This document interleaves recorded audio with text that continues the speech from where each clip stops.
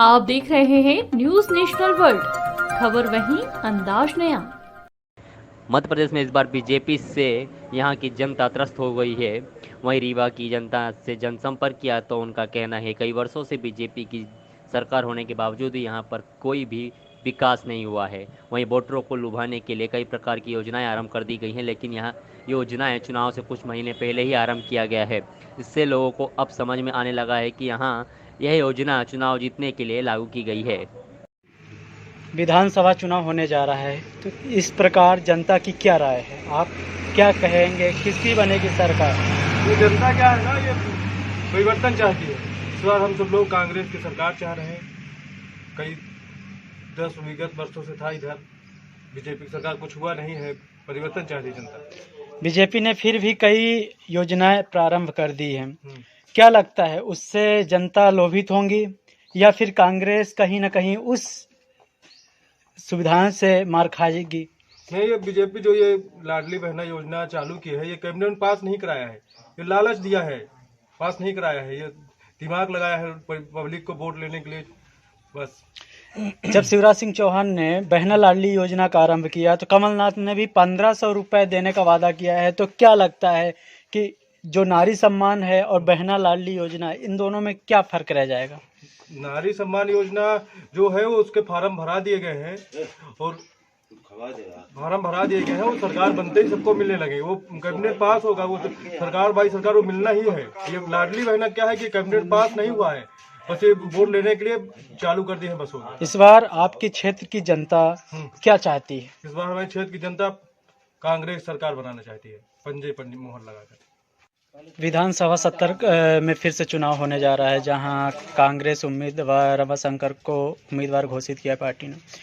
तो इस बार क्या है रणनीति कांग्रेस की, जिससे यहाँ क्षेत्र की जनता उन्हें वोट दे सके?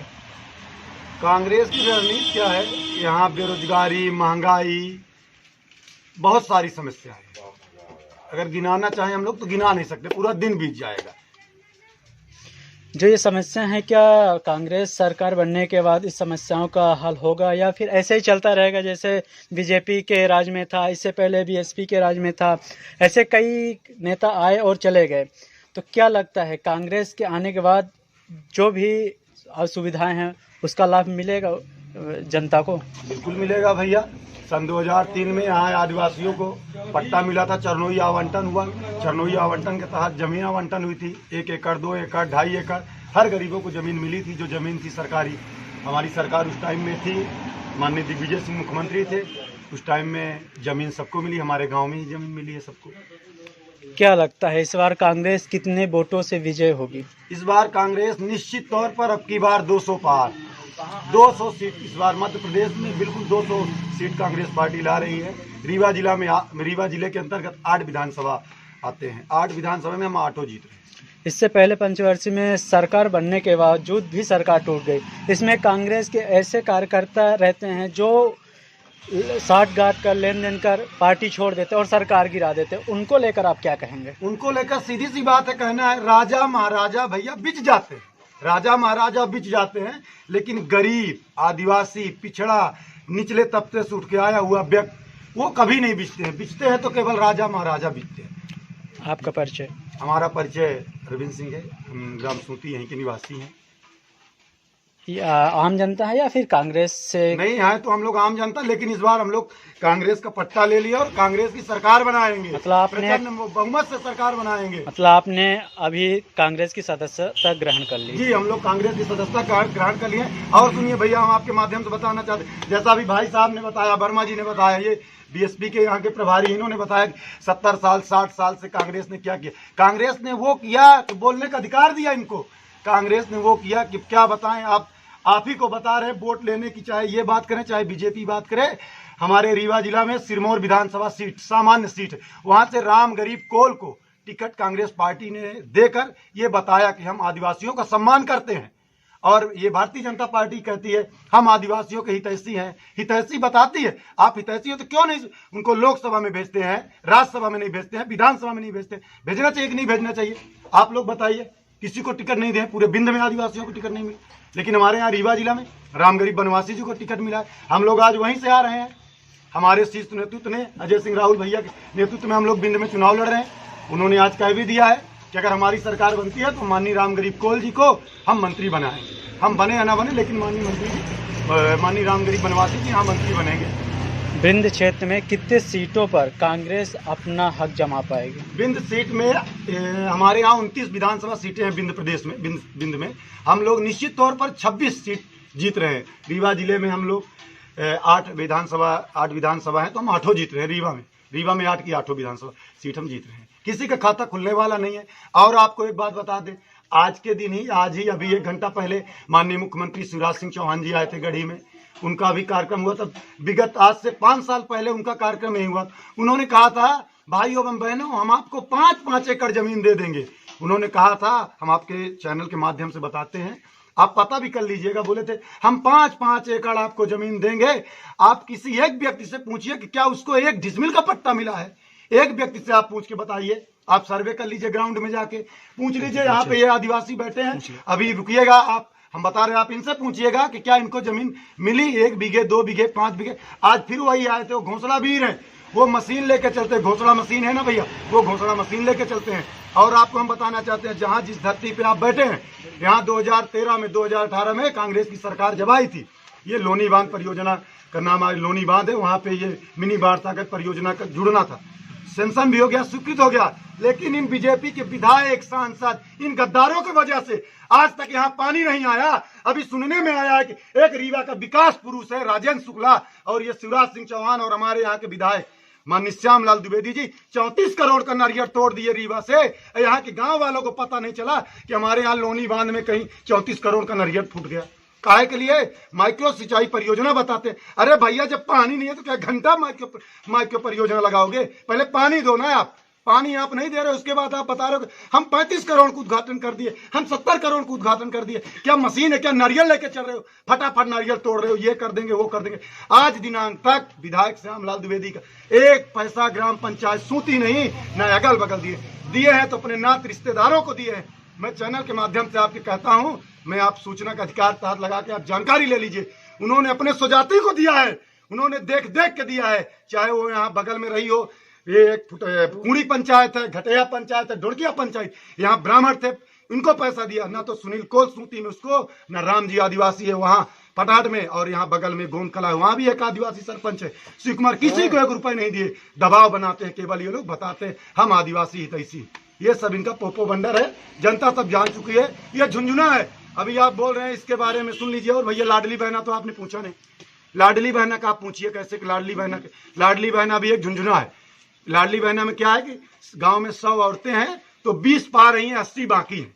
पहले बोले कि जिनके पास ट्रैक्टर उनका नहीं भरा जाएगा, बाद में बोले जिनके पास ट्रैक्टर है उनका भी भरा जाएगा, फिर बोले कि एक घर में अगर 4 औरतें हैं तो 4 ट्रैक्टर लाओ।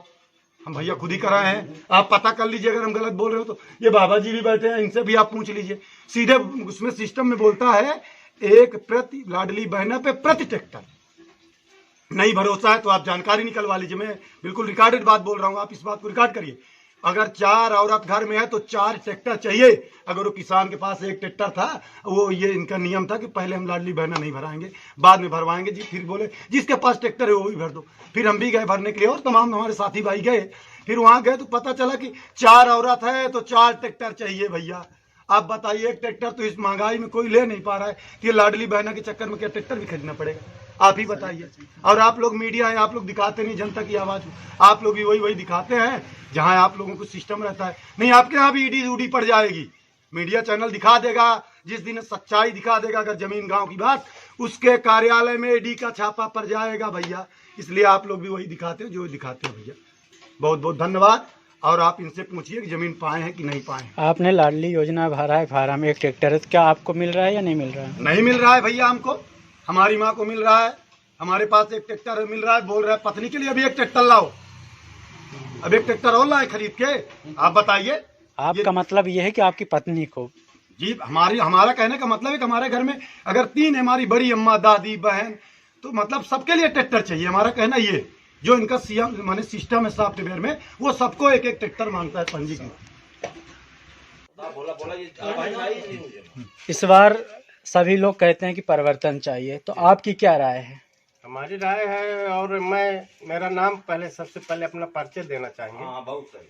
मेरा नाम अंजनी कुमार वर्मा है और गांव ये बगल में सोहरबा पंचायत में है, और मैं बहुजन समाज पार्टी का सेक्टर अध्यक्ष हूँ।